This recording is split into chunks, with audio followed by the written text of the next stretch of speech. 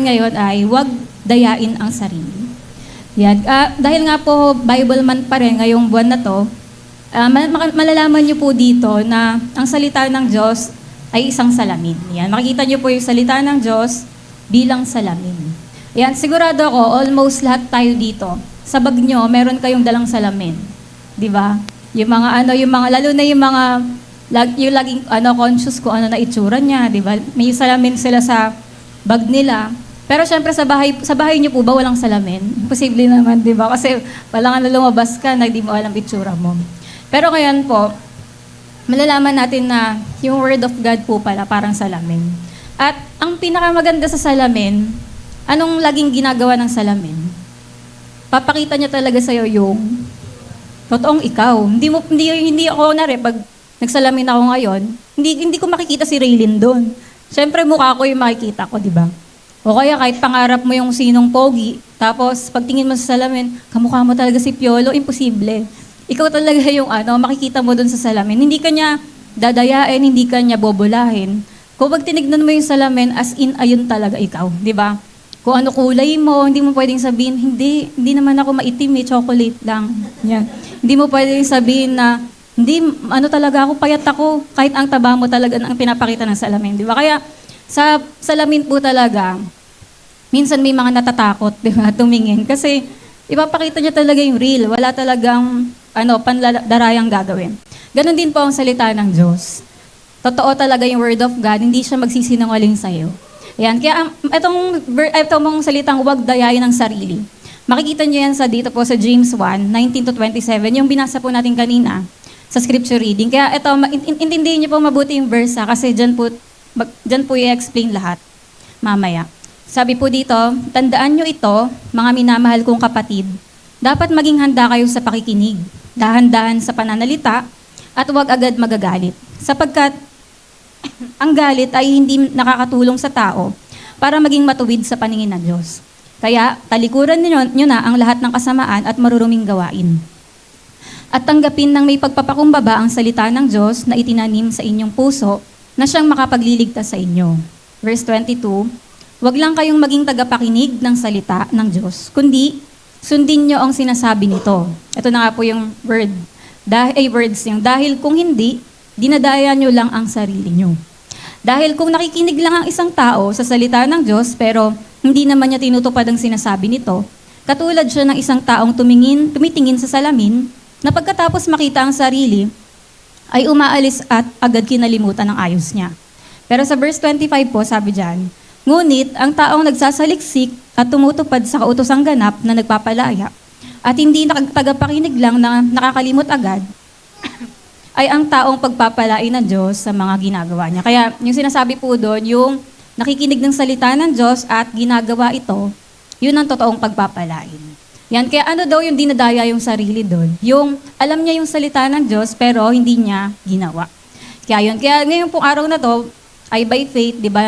Wala na sa atin na mandadaya ng sarili natin. Kundi pag narinig natin yung salita ng Diyos, gagawin natin yun. Kaya ang nabanggit po doon kanina, yung panganib ng pagdaya sa sarili. Na sinabi po dyan sa James 1:22, dinadaya nyo lang ang sarili nyo, o sa James 1:26, dinadaya ang sarili niyang puso. Yan. Kaya sino ang dumaya? Sino ba? Sabi, kung ang isang Kristiyano ay nagkakasala dahil dinaya siya ni Satanas, iyon ay isang bagay. Di ba may mga nagkakasala po kasi dinaya sila ng demonyo. Pero sabi po dito, ngunit, kung dinaya niya ang sarili niya, iyon ay mas seryosong usapin. Di ba? Pero kapag nagkasala yung isang tao kasi dinadaya niya sarili niya, mas iba na yon, di ba po? Kaya sabi po sa Matthew 7:22-23, marami ang magsasabi sa akin sa araw ng paghuhukom, sabi po ni Lord, Panginoon, hindi ba't sa ngalan niyo ay nagpahayag kami ng salita? Nagpalayas ng masasamang espiritu at gumawa ng maraming himala. Ngunit sasabihin ko sa kanila, hindi ko kayo kilala. Lumayo kayo sa akin kayong mga gumagawa ng masama. Di ba kaya parang, porque ba marami kang ginawa kayo? Nagpagaling ako, Lord, ako. Parang ang dami kong ministering ginawa. Pero ba't sinabi ni Jesus dun sa dulo na lumayo kayo sa akin, kayong gumagawa ng masama? Kasi ibig sabihin po, parang lang sila, performance. Pero hindi naman talaga totoo silang sumusunod sa salita ng Diyos. Sabi po dito, ngunit may mga tunay na mananampalataya na dinadaya ang kanilang sarili tungkol sa kanilang lakad bilang Kristiyano. iniisip nilang sila ay spiritual, kahit hindi naman.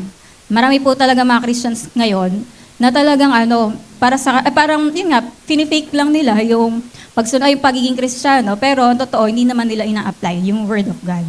Sabi po dito, isang tanda ng pagiging ganap ay, pag sinabi pong ganap, matured, o yung nag-grow ka, isang tanda po na nag-grow ka o nagmamature ka ay kapag ang isang tao ay tapat na humaharap sa sarili, kilala ang sarili at inaamin ang kanyang mga pangailangan. Yung pagtingin mo sa salamin, hindi mo na nilaloko sarili mo na, hindi, kunwari, itong babae po na to. Parang di ba ang dumi ng itsura niya? Hindi niya nasasabihin, okay lang to. O, onting dumi lang naman yan eh. Di ba? Pero hindi, parang, ang totoo pong matured, pag tumingin siya sa salamin o sa salita ng Diyos, nakikita niya kung ano siya. Oo nga, nagkasala ako. Oo nga, ito talaga yung totoong ako. Kaya Lord, sorry, ganun. Di ba? Kaya, pero may mga iba, okay lang yan, kahit ganito itsura ko. Pwede, hindi ako, parang dinededma po nila yung reality ng nakikita nila sa salamin. For example, ganito yung babae po. Kunwari sabihin niya, pagkatingin niya ng salamin, sabi niya, ang dumi ko na, tsaka ang baho ko. Kaya dahil nakita niya po madumi siya, sabi niya, maglilinis ako ng sarili ko. Kaya tas yun, bang unti-unti niya po nililinis, sabi niya, ayun, kaya naman pala matanggal pa unti-unti. Tapos pag after na, dahil nililinis niya yung sarili niya, sabi niya, ayos na, ang linis ko na, di ba? Kaya yun yung ginagawa ng salamin na pinapakita sa kanya ano yung mga dapat niyang linisin. Sabi po dito, ang taong hindi paganap o yung immature pa po, ang siyang nagpapanggap na ako'y mayaman, gaya po sinabi sa Pahayag 3:17, ako'y mayaman at sagana sa lahat ng bagay at wala akong kailangan. Yung parang kunwari, pinapakita nga ng salamin na madumi siya. Pero hindi, wala to. Wala lang yan. Di ba? Hindi, parang lalabas pa rin ako kahit ganito ako. Hindi na para sa akin, hindi ako madumi. Ganun po. Kaya may mga iba na dinededma po nila yung sinasabi ng salamin o ng salita ng Diyos. Sabi po dito, pero ang spiritual na katotohanan ay nagmumula sa tamang relasyon sa Diyos sa pamamagitan ng kanyang salita. Pumili na po ako ng picture na medyo malaman kasi baka sabihin niyo puro payat na lang pinipili ko. Kaya marami kayong makikita dyan na malusog. Ayan. Tapos yun nga po, na yung ang mga spiritual truth, naiintindihan lang siya ng mga tao na may relasyon talaga sa Diyos. 'Di ba? Sa pamamagitan po yun ng Word of God na nangungusap sa atin. Sabi po dito, ang salita ng Diyos ay katotohanan. At kung tama ang pagkaunawa natin sa katotohanan ng Diyos, hindi tayo pwedeng maging hindi tapat o mapagkunwari. Pero kung tama po relasyon natin kay Lord, tama rin magiging unawa natin sa Bible, kaya hindi tayo pwedeng magpanggap. Talagang magiging totoo po tayong Kristiyano. At ngayon po, ang talagang pinaka-lesson po natin, itong 3 pananagutan sa salita ng Diyos. Bawat isa pong tao, meron po silang 3 na pananagutan sa salita ng Diyos. Kaya tatandaan po natin to para sa huli, tanda po natin. Una na po, number 1, ang tanggapin ang salita. Diyan po yan sa James 1:19-21. Sabi po doon, at tanggapin ng may pagpapakumbaba ang salita ng Diyos na itinanim sa inyong puso. Yan, bawat isa po sa atin ay meron tayong pananagutang tanggapin yung napakinggan po nating salita ng Diyos. Binanggit po dyan ni James, ito po yung, na ang salita ng Diyos ay itinanim na salita. Di ba parang yung Word of God po, itunuring niya parang sa isang binhi o buto na pag tinanim siya, di ba, tumutubo. Kasi alam niyo po si James, nakuha niya yan dun sa turo ni Jesus. Hiniram niya yung talinghaga, yung parable of the sower, na tinuro ni Jesus sa Matthew 13 at Matthew 18. Yan, na inihambing ang salita ng Diyos sa binhi, at yung buto, ayun yung Word of God, yung lupa, ayun yung puso, di ba, ng tao. Na kung yung pag hinasik doon, tinapon doon yung mga buto. Kung anong klase yung tinapunan, tutubo ba o hindi, ganun. Kaya sa talinghaga po na yon ni Jesus, inilarawan ni Jesus ang 4 na uri ng puso. Meron po siyang sinasabi doon na may matigas na puso. Ito po yung mga uri ng puso na nakikinig ng salita ng Diyos. Nakarinig sila pero matigas puso nila. Yung isa naman, mababaw na puso. Yung isa, masikip na puso. Yung isa, mabunga na puso. Yan, yung una po, yung buto ng salita ng Diyos, hinasik doon sa daanan. Dahil daanan po yan, pakinext. Yan, dahil daanan siya, syempre, hindi naman po tutubo doon. Ang simbolo po niyan ay yung matigas na puso.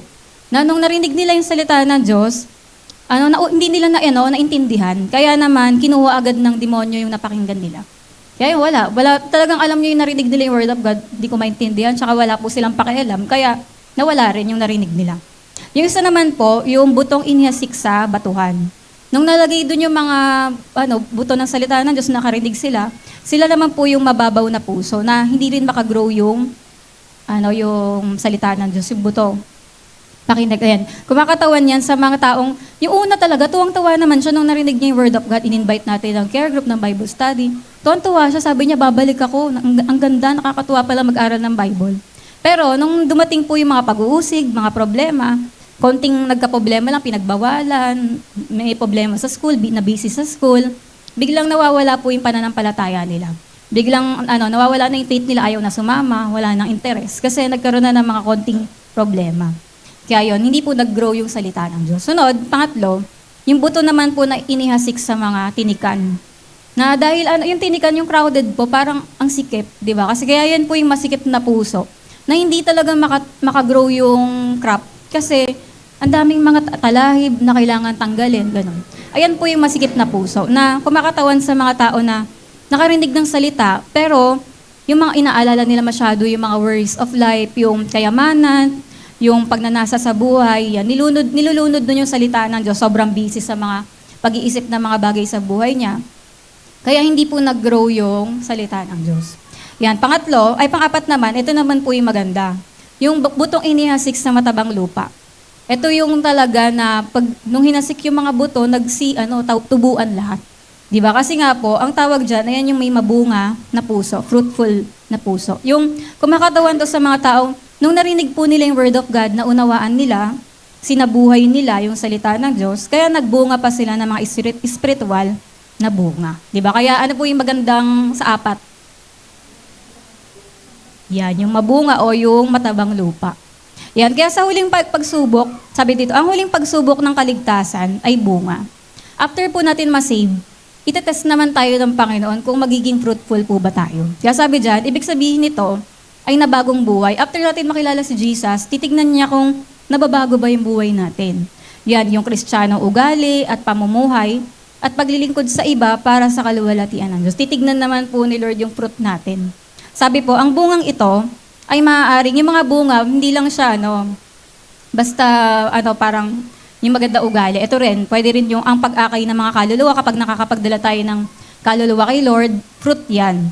Ang paglago sa banal na pamumuhay, yan, nagiging lalo tayong righteous and holy before the Lord, pleasing sa Panginoon. Pagbabahagi ng ating mga material na ari-arian, nagiging mapagbigay po tayo lalo. Tapos yung spiritual na ugali, yan nga po yung fruit of the Spirit. Mabubuting gawa, yan, marami tayong good works lalo at maging ang pagpupuri sa Panginoon. Kaya ayan po yung mga nagiging fruit na natin habang tumatagal po tayo na nakakakilala kay Lord. Pero pwede rin itong mga diba, yung mga panrelihiyong walang buhay. Sabi nga po, pwede naman na gawin natin yung mga bagay na parang religious lang. Yung ginagawa mo, lang, sa pilitan lang, pero hindi mo naman talaga gusto. Yung dahil kailangan, ganon. Pero di ba pag nagiging religious lang tayo, nakaka-drain kasi walang buhay yan. Dahil hindi naman totoo sa atin. Pero di ba, ang pinakamaganda talaga yung totoo na yan, ang tunay na bunga. Sabi dito, ang tunay na bunga ay may binhi para sa higit pang bunga. Paano mo malalaman totoo yung apple na yan? Ay yung mangga. Pag tinignan mo yung loob, pag nakita mo walang buto, ay peke to, made in China to. Hindi. Parang, kailangan nahanapin mo yung bunga, ay yung buto, di ba? Paano mo malalaman na totoong prutas to? Kaya nga, naisip ko pa, bakit pa may ibang grapes walang buto? Paano yun? Made in China. Hindi yun nga.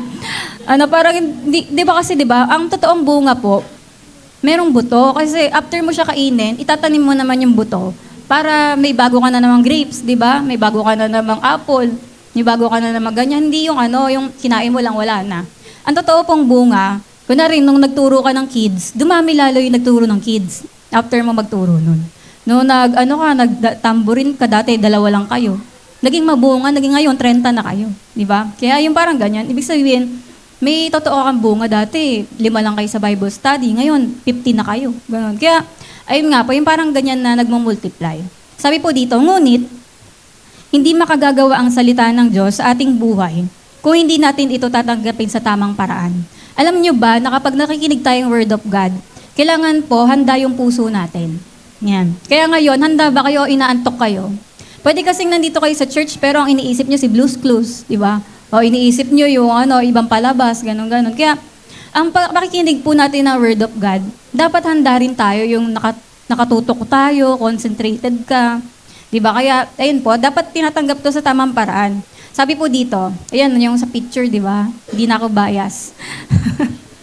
Hindi lamang sinabi ni Jesus, baka sabihin nyo may kamukha yan, ha? Ayan. Hindi lamang sinabi ni Jesus, mag-ingat kayo sa inyong pinakikinggan. Ba't grabe kayo makaano? Ayan. Ayan. Tapos, ito nga po, di ba sinabi dyan ni Jesus, hindi lang daw tayo mag-ingat sa pinakikinggan. Meron pa. Kundi mag-ingat kayo kung paano kayo nakikinig. Di ba? Paano daw tayo makikinig? Nakikinig ba tayo ng attentive? O nakikinig tayo ng antok na antok? Nakikinig tayo ng may nagsiselfone tayo? O kaya nakikinig tayo ng wala naman talaga sa isip, yung pinapakinggan natin. Sabi po dyan, maraming tao ang nasa kalagayang ito na nakalulungkot.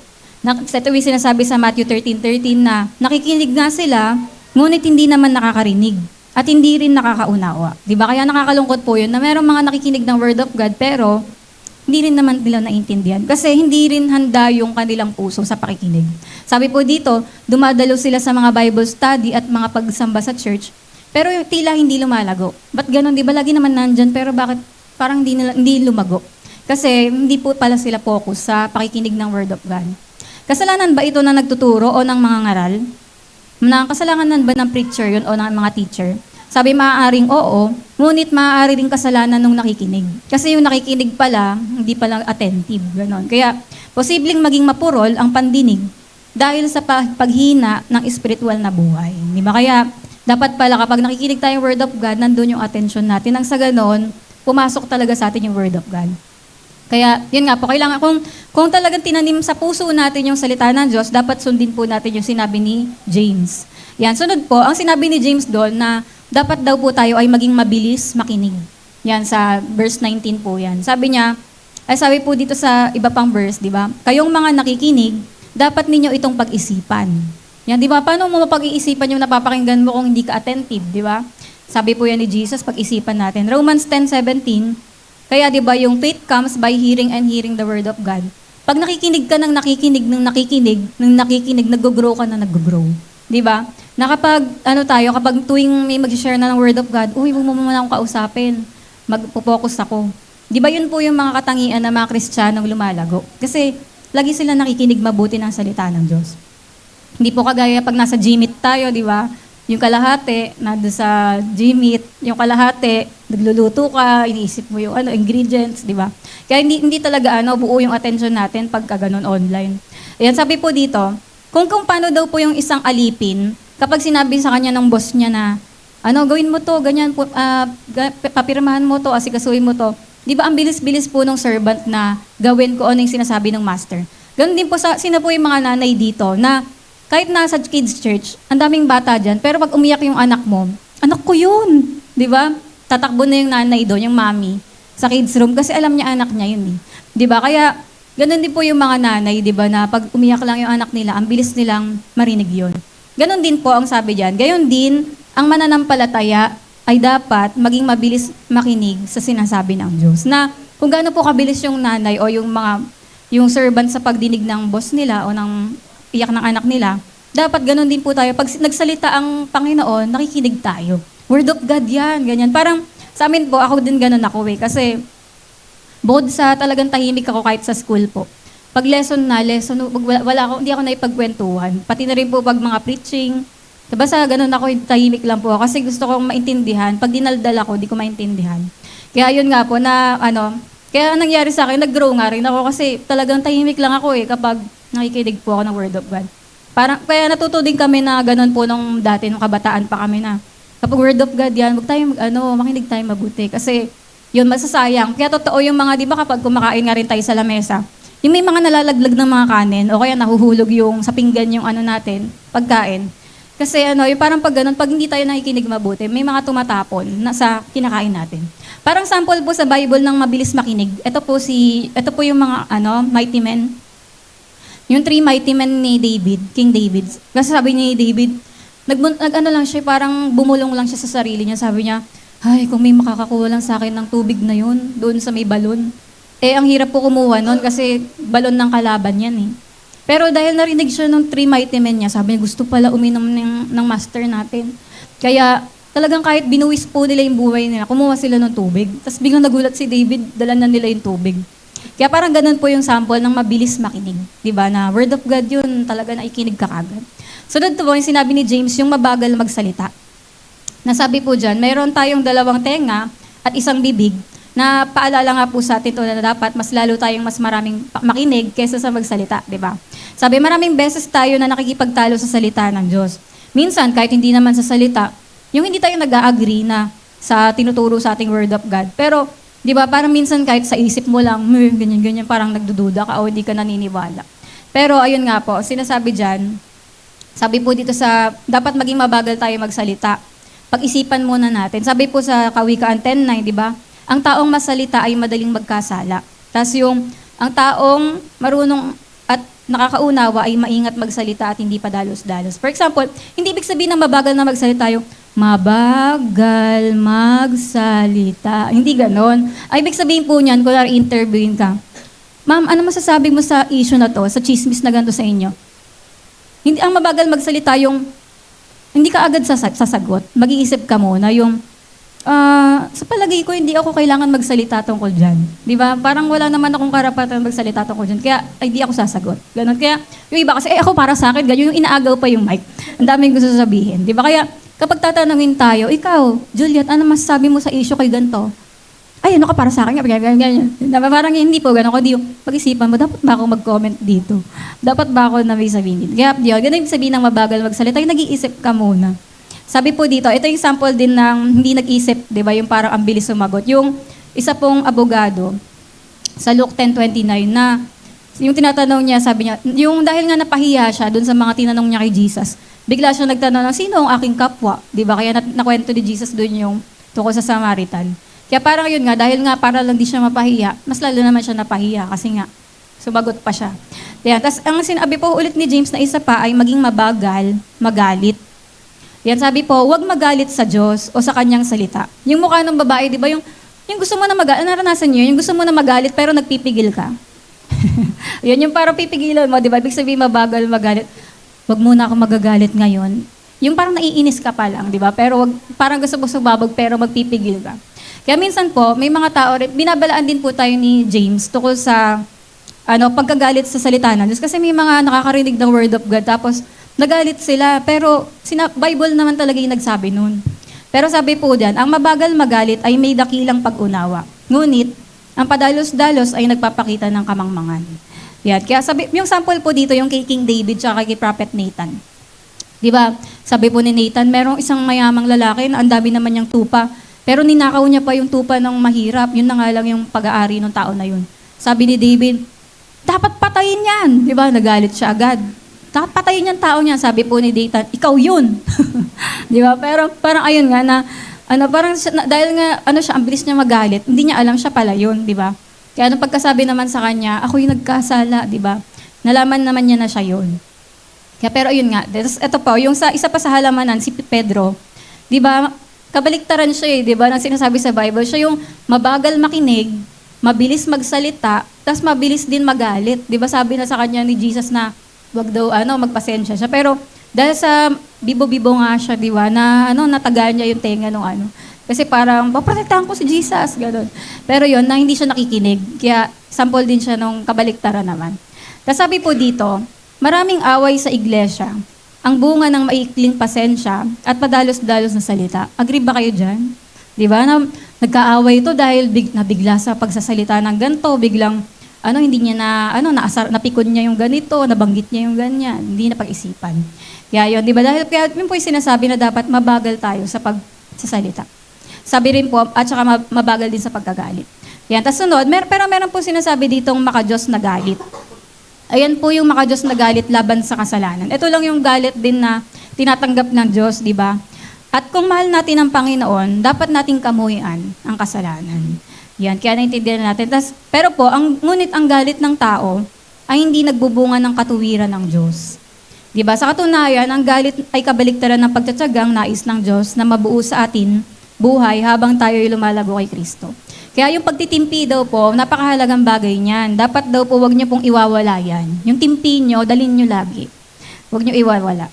Sabi po, ang taong hindi nagagalit sa kasalanan ay walang ganong lakas upang labanan ito. Diba? Ito lang po yung galit na dapat natin dala, yung galit sa kasalanan. Kasi pag hindi ka galit sa kasalanan mo, ano mangyayari?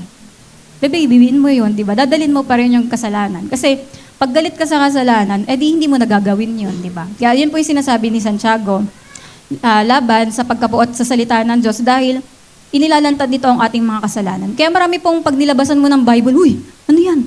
Di ba? Parang pagkabibigyan mo ng Bible, bakit mo ako bibigyan ng Bible? Di ba may mga nagsasabi pa nga po na masusunog sila doon? Kasi nga, alam niyo yun, parang pag nagbibigay po tayo ng Bible, para natin silang inaabutan ng salamin. Ba't ka takot na takot? Ikaw naman yan, mukha mo naman yan. Di ba? Kasi ito po, sample po dito, may isa pong taong taga-bundok. Unang beses niya makakita ng salamin.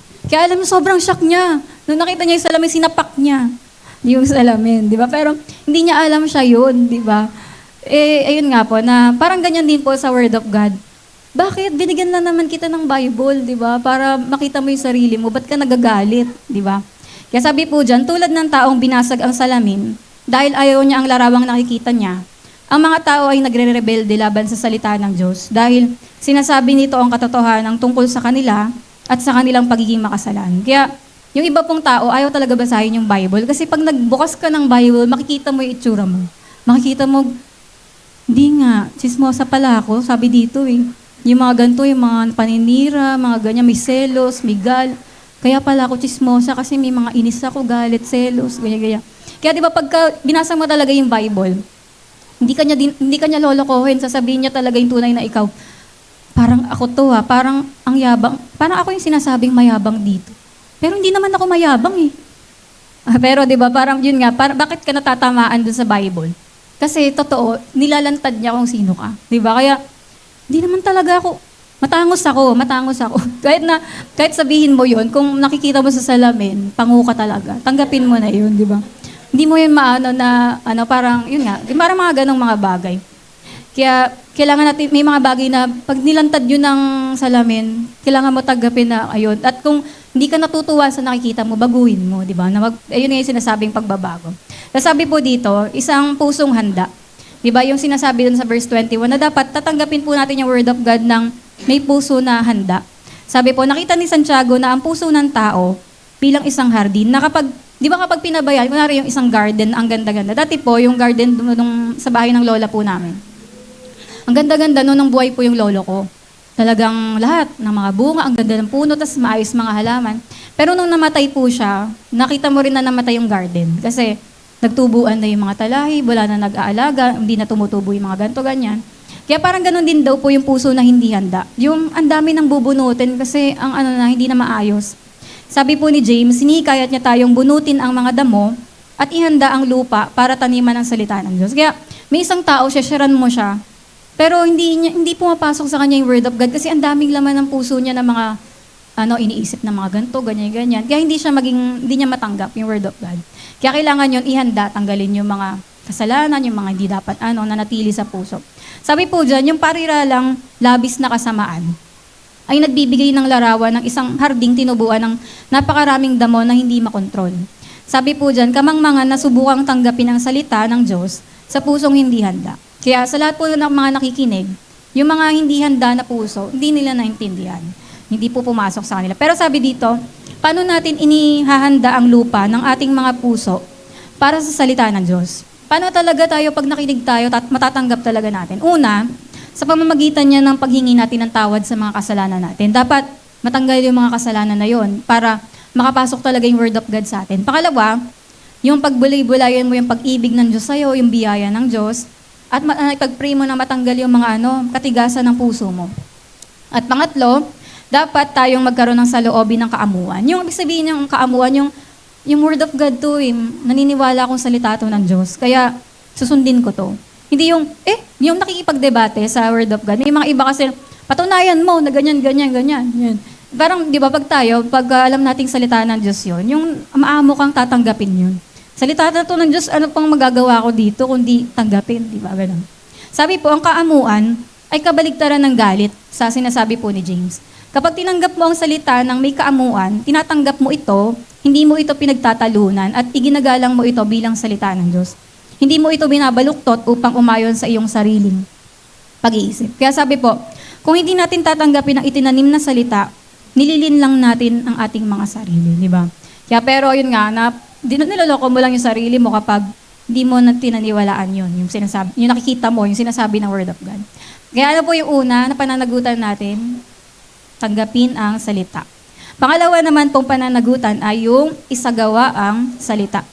Yan, gusto naman po ni Lord na gawin natin, hindi lang yung makinig tayo, di ba? Kundi isagawa.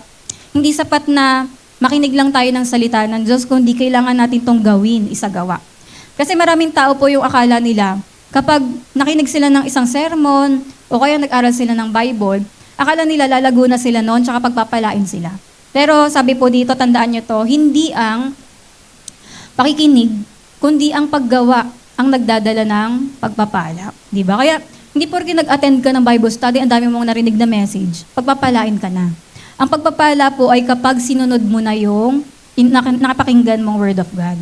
Yan, napakaraming Kristiyano ang minamarkahan. Sino dito nagmamark ng Bible? Nag-highlight, sinusulatan pa minsan para di malimutan. Pero, sabi po dyan, ngunit ang kanilang Biblia ay hindi naman nagmamarka sa kanilang buhay. Yung pag sinabi mo, five times mo na nabasa Bible, hindi halata. Hindi nga, nagbabasa kang Bible. Para gano'n, dapat po, kung nagbabasa tayo ng Bible, lalo na colorful pa yung Bible natin, ang dami ng marka. Dapat nagmarka rin yan sa ating buhay. Na kapag nakita tayo ng mga tao, halata pala, nagbabasa ka pala ng Bible, kaya ka pala ganyan eh.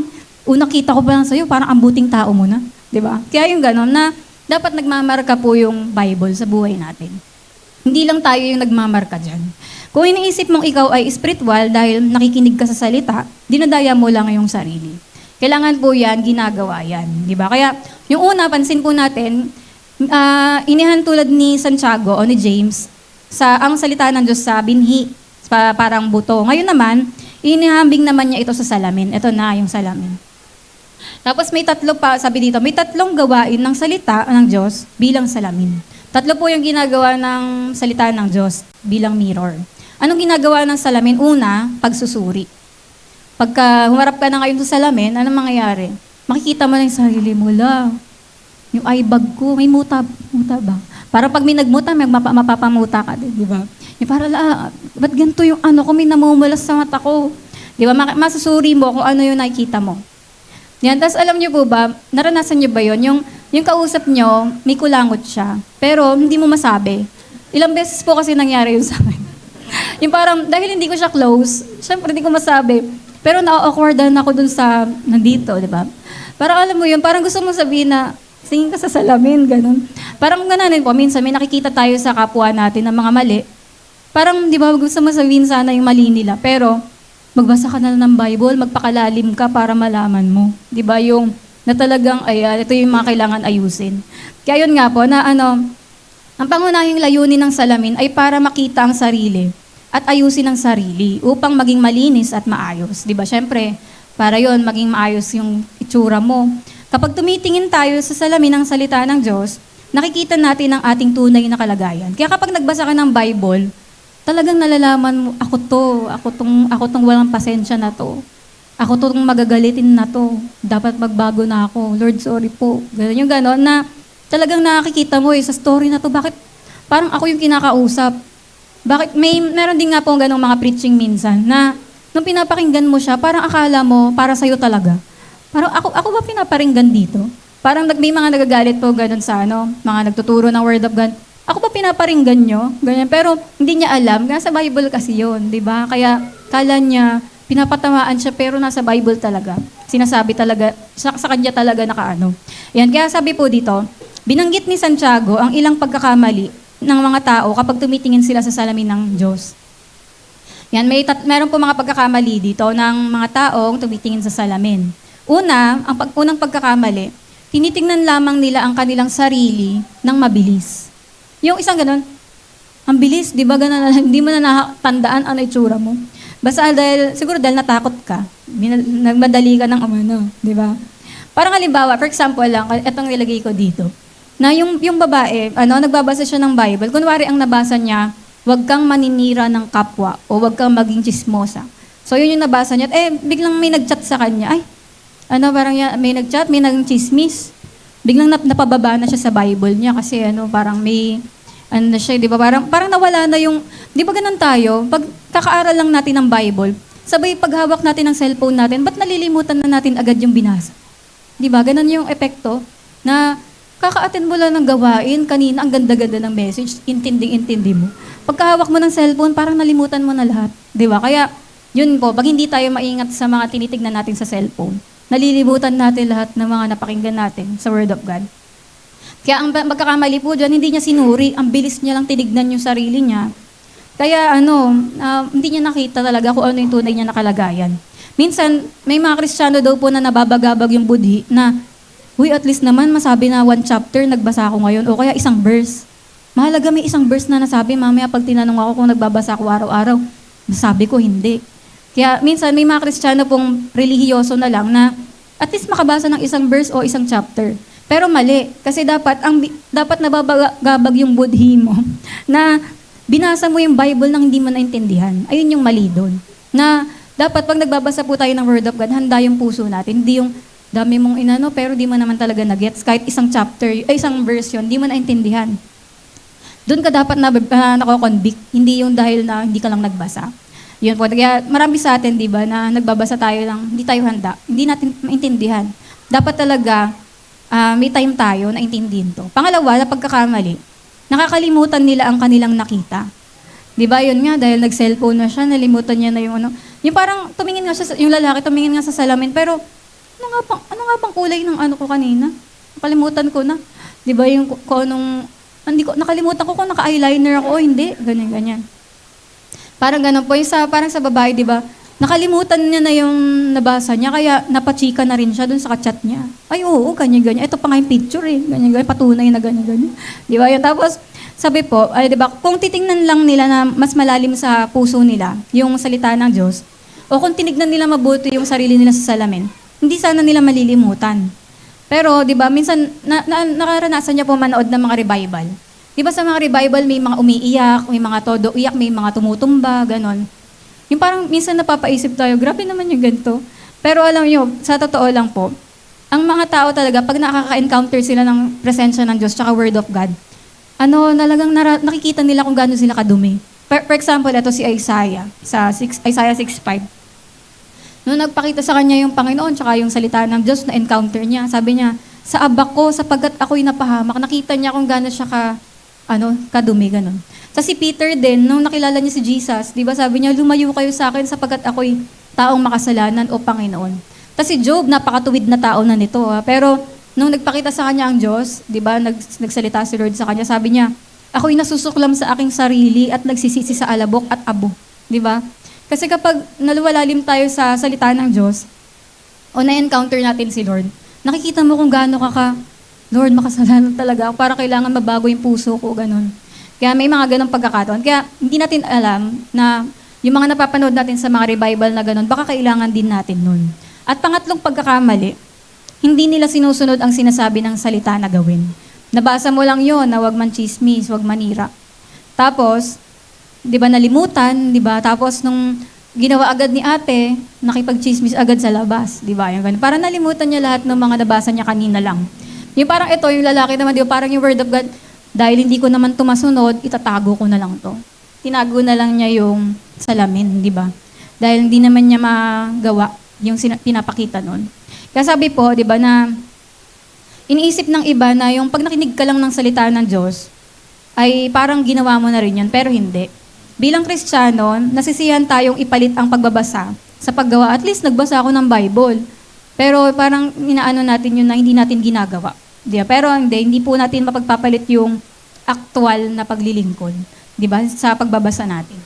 Kaya sabi po dito, upang magamit ng tama ang salamin ng Diyos, kailangan natin itong titigan ng mabuti at may seryosong layunin, di ba, na grabe, tinubuan ako ng ng tatlong balahibo sa dito, sa kilay. Ganon. Kaya parang 'di ba pagka masyado mong sinusuri yan, alam mo na, ba't naging ganito na yung ko, ganyan. Nakikita mo mabuti. Kaya ganoon din po rin. Halimbawa, kung nag-take time talaga yung babae po sa pagbabasa ng Bible, makikita nyo, grabe na pala yung bibig ko. Ganito na pala ako, ganyan, di ba? Yan, parang ganoon din po kasi ako nung una. Lahat naman ata tayo dumaan sa pagiging machika, machismis noon. Noon, mahilig din kaming ganyan sa mga chismis. Tapos, nung first time, nagbabasa rin ako ng Bible, napunta ako dyan sa James. Tapos, di ba alam nyo naman sa James, chapter 3 ba yun, yung puro sa dila talaga yung inaano. Parang habang binabasa mo yung James, ganun. Grabe naman to, puro sa dila, totoo nga. Tapos yun, habang nababasa ko po yung Bible, masama pala talaga ako magsalita. Tsaka mapanlait po kasi ako nung high school ako. Basta may makita akong pangit, sabihin kong pangit mo. Ganun. Parang ganun, basta ako, parang ganyan. Tapos nakita ko sa Bible, grabe, ganito pala bibig ko, ganun. Kaya yun, unti-unti, di ba, nire-repent mo yung Lord, sorry po dahil mapanglait ako, sorry po dahil ganyan ako, sorry po sa mga panchichismis. Talagang yung Bible, talagang kahit hindi ka, i-review ko ng iba, pero yung Bible, sasabihin yung totoong ikaw. Kaya yun, kaya sabi po dito, hindi sapat ang mabilis na sulyap. Kailangan nating suriin ang ating mga puso at buhay sa liwanag ng salita ng Diyos. Kaya, kung inisipin mo, tinanong ka, ilang minuto ka nagbabasang Bible? 1 verse po. 1 verse a day. Di ba grabe naman yung 1 verse a day? Walang mababago sa buhay mo kapag 1 verse ka lang. Di ba? Kailangan, maglaan ka ng time din na, yung mag-take time ka na intindihin yung binabasa mo. Hindi lang yung parang makabilang ka ng marami. Ganun. Kaya, sabi po, nangangailangan ito ng oras, pansin, at tapat na debosyon. Tingnan nyo, sabi po, yung 5 minutes na devotion natin ay hindi kailanman makakagawa ng malalim na espiritual na pagsusuri. Sa 5 minutes, ma-check mo na ba lahat yun? Hindi. Kaya kailangan po, may nilalaan tayong special na oras para magbasa ng Bible. Na hindi nakabukas TV, hindi katabi cellphone. Diba? Kaya mas mabuti pa rin talaga na magbasa tayo ng Bible, hindi sa tablet, hindi sa cellphone. Kasi, totoo naman, madi-distract ka eh. Dapat pa rin balik tayo sa gantong Bible.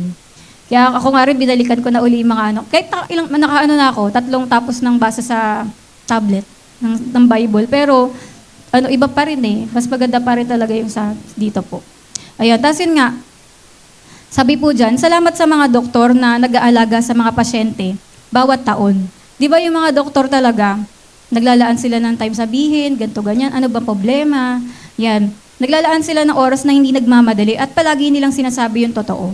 Na, yun nga, di ba, kaya yung mga doktor, di ba, makikita nyo na naglalaan silang time na, bakit ganito, ganyan, ito gawin mo, ganyan.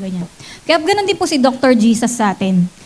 Sinusuri tayo ni Lord sa pamamagitan ng kanyang salita. Gamit niya yung Bible, di ba? Habang tine-check up po tayo ni Lord. Nais niyang bigyan natin siya ng sapat na oras upang magawa niya ng maayos ang kanyang gawain. Parang sa doktor din, di ba? Ma-check up ka ba niya na, Dok, 1 minute lang, bilis na po. Anong sabi? Di ba? Hindi pwedeng ganun na hindi pa niya maalaman ano i-reseta sa'yo.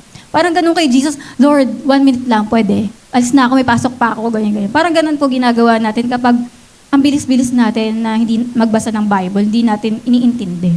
Kaya sabi po dito, marahil, isa sa mga dahilan kung bakit sinisilip lang natin ang Biblia, sa halip na titigan ito, ay dahil natatakot tayo sa pwedeng makita natin. Yung iba, ayaw magbuklat ng Bible kasi malalaman niya kung ano siya. At natatakot siyang malaman kung ano i-reveal nun. Pero, sa atin po, di ba, dapat pagkatapos po nating makita yung sarili natin, kailangan nating alalahanin kung sino tayo at kung anong sinabi ng Diyos sa atin. At kailangan po, higit sa lahat, gawin po natin yun.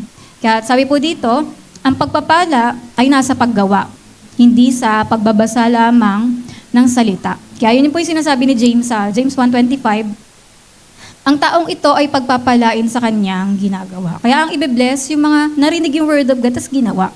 Kaya bakit po tinawag ni Santiago ang salita ng Diyos bilang sakdal na kautusan ng kalayaan? Kasi, ba't kalayaan? Dahil kapag sinusunod natin ito, pinapalaya tayo ng Diyos. Yan, gaya po sa mga verse na to, sa Psalms 119:45. Sabi dyan, mamumuhay ako ng may kalayaan kasi sinisikap po niyang sundin ang salita ng Diyos. Tas John 8:34, sabi po dyan, ang sino mang nagkakasala ay alipin ng kasalanan. Kaya paano kalalaya doon? Sa pamamagitan po yan ng Word of God. Sa John 8:31-32, kung patuloy kayong susunod sa aral ko, totoo ngang mga tagasunod ko kayo. Malalaman ninyo ang katotohanan at ang katotohanan ang magpapalaya sa inyo. Pangalawa naman pong ginagawa ng salamin ay pagpapanumbalik. Paano yun? Binabalik ka, di ba? Kung madumi ka, babalik ka sa kalinisan. Ganun po. Sa templo, alam niyo po yung sa templo, yung meron para dun, parang sausawan ng tubig para makakapaglinis ka ng kamay, ganyan. Yung tubig po na simbolo doon ay tubig ng panghugas ng larawan ng salita ng Diyos sa kapangyarihan nitong maglinis. Yan. Kaya parang yun po yung word of God, yung tubig. Sabi po dyan, sa John 15:3, malinis na kayo dahil sa mga salitang sinabi ko sa inyo. Tapos sabi po dyan, Ephesians 5, upang maging banal ito, matapos linisin sa pamamagitan ng bautismo sa tubig at ng salita ng Diyos. Tignan niyo po yung picture, nilagay ko lang dyan, yung parang, yung Bible, di ba, yung tubig na galing doon ay nakakalinis. Yan, sabi po, kapag ang isang makasalanan ay lumapit kay Kristo, siya ay minsang nalinis. Tayo po, di ba, nakakilala na tayo kay Lord eh. Kaya malinis na po tayo. Pero, habang namumuhay po tayo dito sa mundo, nakakasama natin yung mga iba't ibang mga tao dito sa mundo, di ba? Marami pong nakakapagpadumi sa atin. Nadudumihan yung mga kamay at paa natin. Kaya kailangan po natin ulit maglinis sa salita ng Diyos. Kaya, kung nagbabasa po tayo ng Bible araw-araw, nalilinis tayo mula sa karumihan. Dami mo man nakasama ngayon ng mga kaklaseng mga worldly. Ang dami mo man sa work na nakakasama ang mga yung mga ayaw sa Diyos. Pero pag araw-araw ka nagbabasang Bible, nalilinis uli isip mo. Di ba may mga malimang tinuro sa school, pero nalilinis isip mo pag nagbasa ka na uli ng Bible. Kaya sabi po dyan, ang salamin ng salita ay hindi lamang sumusuri at naglalantad ng ating mga kasalanan, kundi tumutulong din sa ating paglilinis. Di ba? Hindi lang na daw nilalantad yung tayo, kundi tumutulong din para, ito pala yung lilinisin ko, ito pala yung ayusin ko. Sabi po, ang dugo ni Kristo ang nag-aalis ng sala, ngunit ang tubig ng salita ang tumutulong maghugas ng karumihan. Kaya yung Word of God, parang tubig din po yan na naglilinis ng ating mga kasalanan. Kaya parang kagaya po kay Nathan, Prophet Nathan, tsaka kay David, nung sinabi sa kanya na ikaw yon, di ba? Sabi po pero kahit ginamit po ni Nathan yung Word of God bilang rebuke, pero ginamit din niya yung Word of God bilang comfort o encouragement. Kasi sinabi niya, inalis na rin ng Panginoon yung kasalanan mo. Hindi ka na mamamatay. Di ba? Kaya sinabi sa kanya, pinatawad na rin ni Lord yung kasalanan mo. Kaya nakita po natin dyan. Di ba? Tapos, kagaya yung kay David, nagugas po siya doon after niya nung mag-repent. Nagugas siya doon sa may tubig na yon sa templo.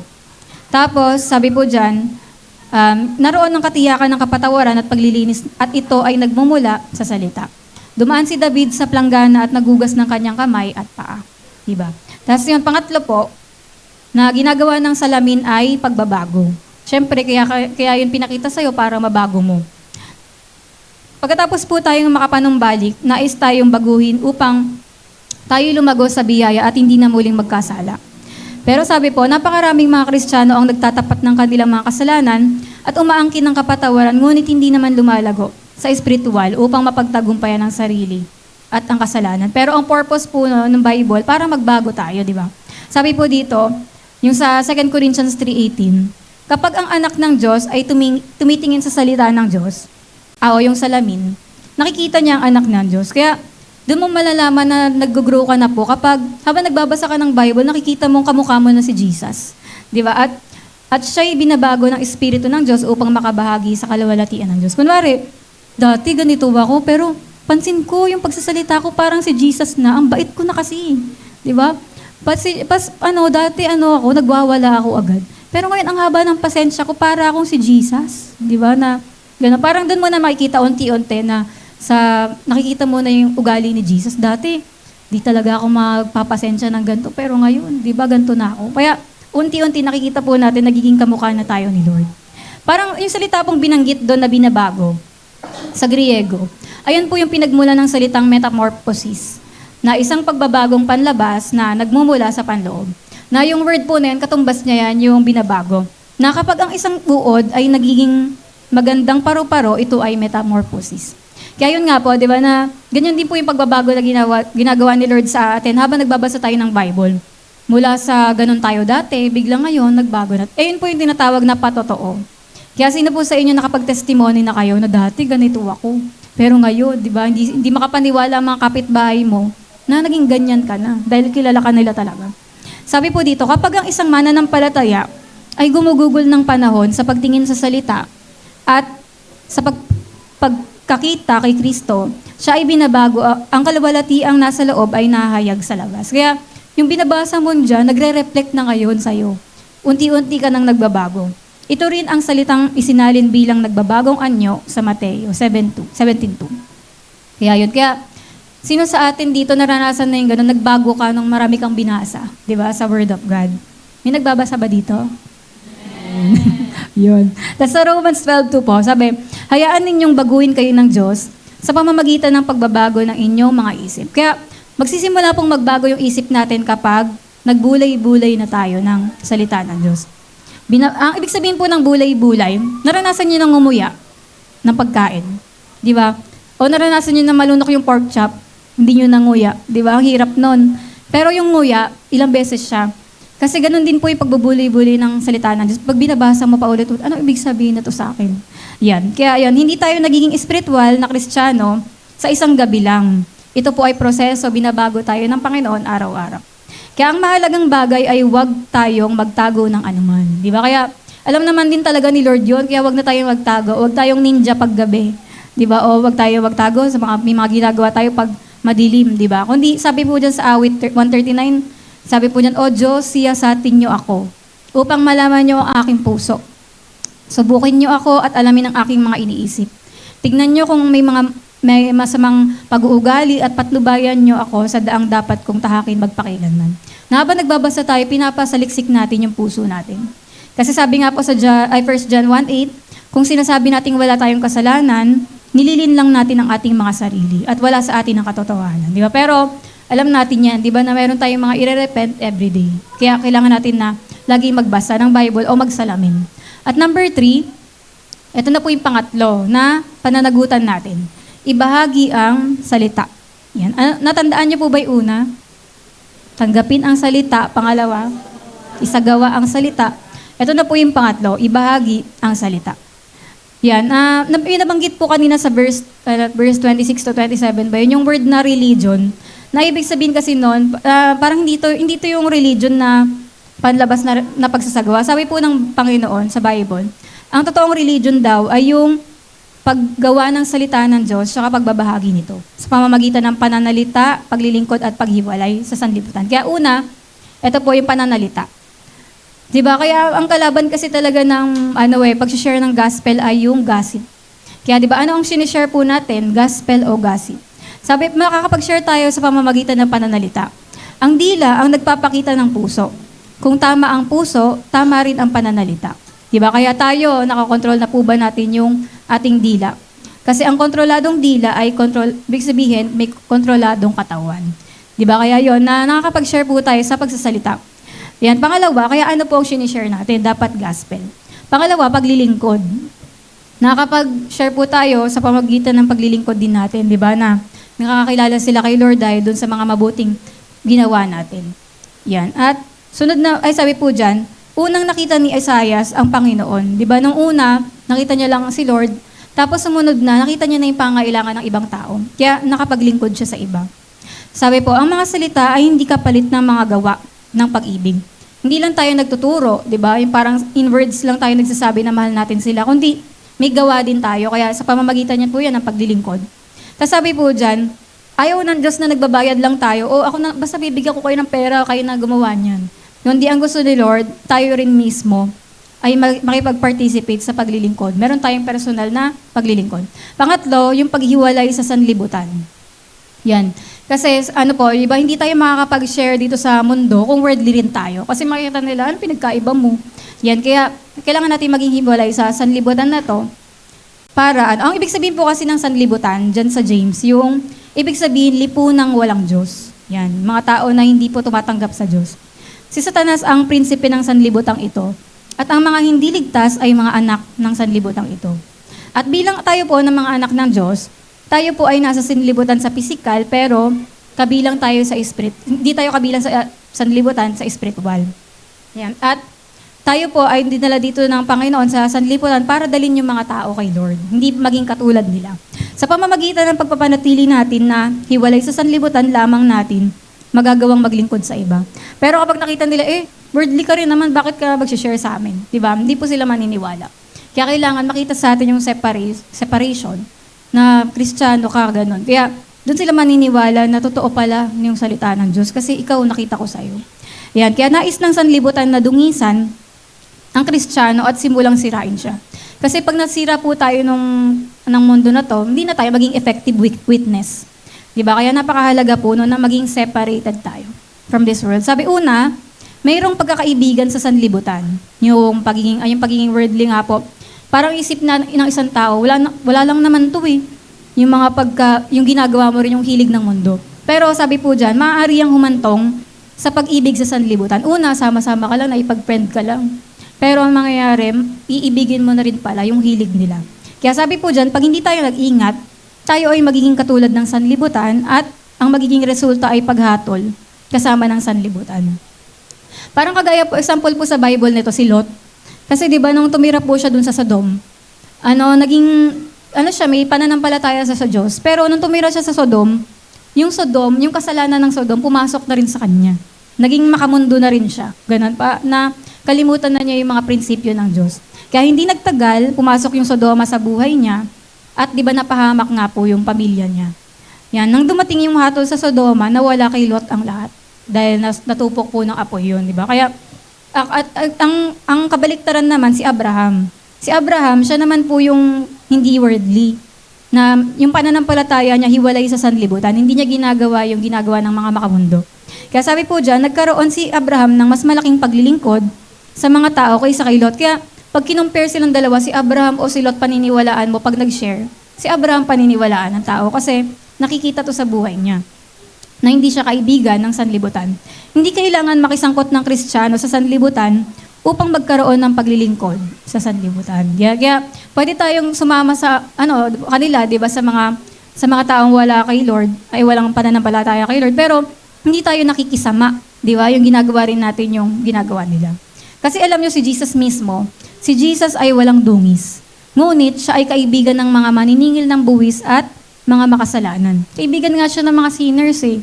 Di ba si Jesus? Pero, naging makasalanan din ba si Jesus? Hindi. Wala siyang dungis. Kaya si Jesus po talaga yung example para sa atin. Kagaya yung maalat yung tubig sa dagat, di ba? Ba't nung nag-swimming ka ba, naging maalat ka na rin? Naging lasang ka na rin? Di ba? Hindi. Yung kunwari, yung mga isda, kahit nga nasa dagat na sila, pero pag pinrito natin, binubudbura nating asin. Kasi hindi pumasok yung alat sa mga isda. Ganon din tayo, nabubuhay tayo sa makasalanang mundong to, pero hindi tayo papasukan ng mga kasalanang ginagawa rin nila. Kundi mananatili pa rin tayong Kristiyano. Yan, kaya naalala ko rin yung sabi po ni Bishop Paul, yung si Papa, yung nagpipreach po siya dati. Sabi niya, yung mga Kristiyano, ba't tayo nagsasalamin din ng salita ng Diyos? Kasi lagi natin dapat i-check kung yung tenga natin, ang laki na. Pag ang laki na ng tenga mo, dapat bawasan mo na, gupitin. Hindi, parang kailangan paliitin mo na uli yung tenga mo. Kasi kapag yung tenga mo daw, marami na namang naririnig yan ng mga kung ano-ano chismis, ibig sabihin, lumalaki na naman yan, kailangan lumiit. Yung pagtingin mo sa salamin, laki ng tenga ko. Diba? Kailangan lumiit na uli yan. O kaya pagtingin mo sa salamin, ang laki ng bibig mo. Ibig sabihin, ang dami mo na namang sinasabi. Ganun. Kailangan maayos na naman uli yung bibig mo. Yung mata mo, ang laki na. Ang dami na naman nasisilip, nakikita. Kailangan bumalik uli sa normal. Ganun. Kaya ayun yung ginagawa ng salita ng Diyos, na-check natin kung ano yung mga dapat umayos, di ba? Kaya sabi po, ang salita ng Diyos ay hindi lamang dapat pakinggan, kundi dapat tanggapin, isagawa, at ibahagi. Kaya kung tinanggap po talaga natin yung salita ng Diyos na may kaamuan, sinasabuhay ito araw-araw, binabahagi rin po sa pag-share sa bibig natin, salita, paglilingkod, malinis na pamumuhay, nagiging totoo at buhay ang ating pananampalataya.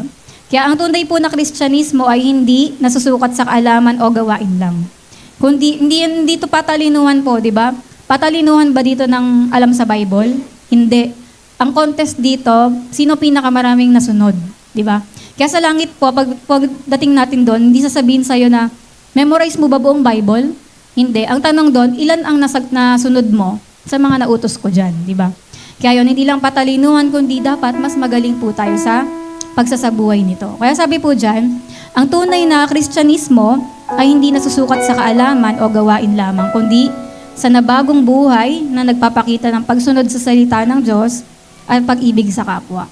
Kaya paniniwalaan po tayo ng mga tao na nagbabasa tayo ng Bible kung nakikita to sa buhay natin, kung ginagawa talaga natin.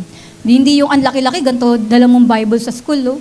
Pero hindi naman pala makita sa'yo. Di ba? Nakakahiya po yung ganun. Mas maganda, yung Bible din po nasa puso natin. Nakaukit na sa puso mo. Kaya kitang-kita ng mga tao. Kahit hindi pa sila magsalita.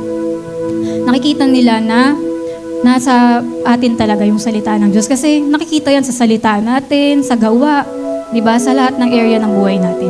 Kaya ano po yung 3 pananagutan natin sa salita ng Diyos? Ito yung isa, tanggapin ang salita. Pangalawa, isagawa ang salita.